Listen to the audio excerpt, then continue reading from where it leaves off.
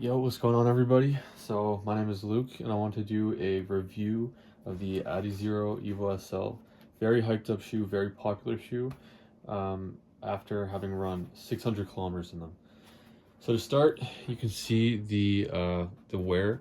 It's pretty much non-existent, to be honest. Like, I ran a lot of kilometers indoors in these.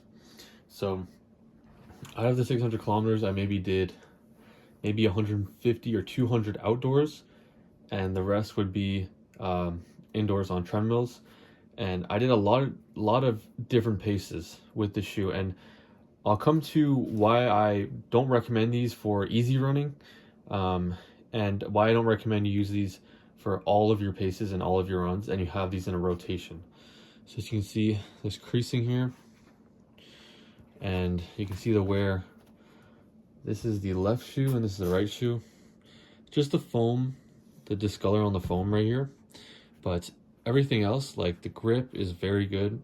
It's still 100% there. Like it's very durable. The upper, there's no rips at all. I know that there's heavier runners. Like, I was 165 pounds when I started running in these, and now I'm at about like 175. So if you're heavier, I've heard people say that they're it can rip and stuff like that, but I haven't had any issues with the quality of the shoe. Very good quality shoe. Especially for the price. I mean, I can find these for $105 Canadian. It's on sale, but there's sales every single time. There's a running site. If you look up running shoe deals, you can find deals on like all running shoes, the best possible price at that time, and these you can get them for very cheap.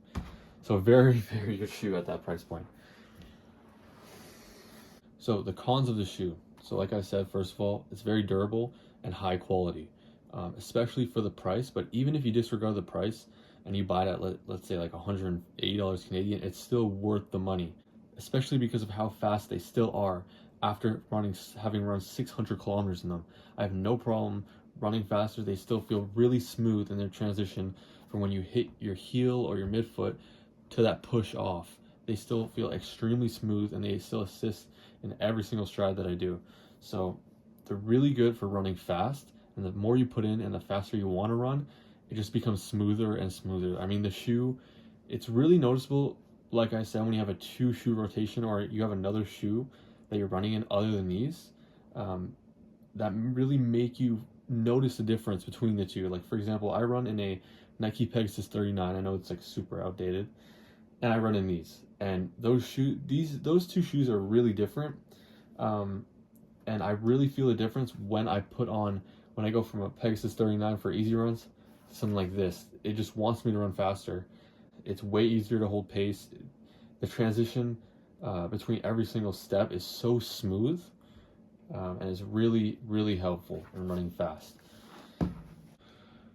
So one thing I really like about the shoe is how well it fits up until the heel. I feel like the heel isn't the best, but it's not bad. And everywhere else, let's say from like 3/4 of the shoe, it fits really well on my foot.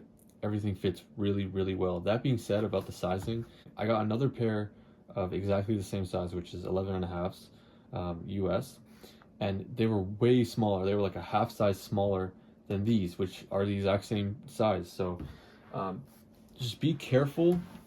Make sure you try them on. Maybe different lots are different, or maybe I just got a fake pair, because I did get them used, but I don't think they were fake.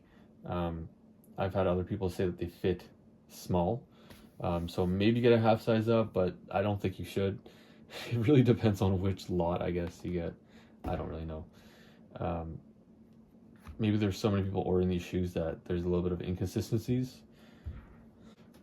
So these do have a pretty good amount of cushion, even though it's a bit firm, and that's why I considered using them in every kind of run that I did. I was using this shoe because I thought that I couldn't find anything else with as much cushion. I didn't have the money for it, so I just thought, okay, this is gonna be a well-cushioned shoe and I can run fast in it.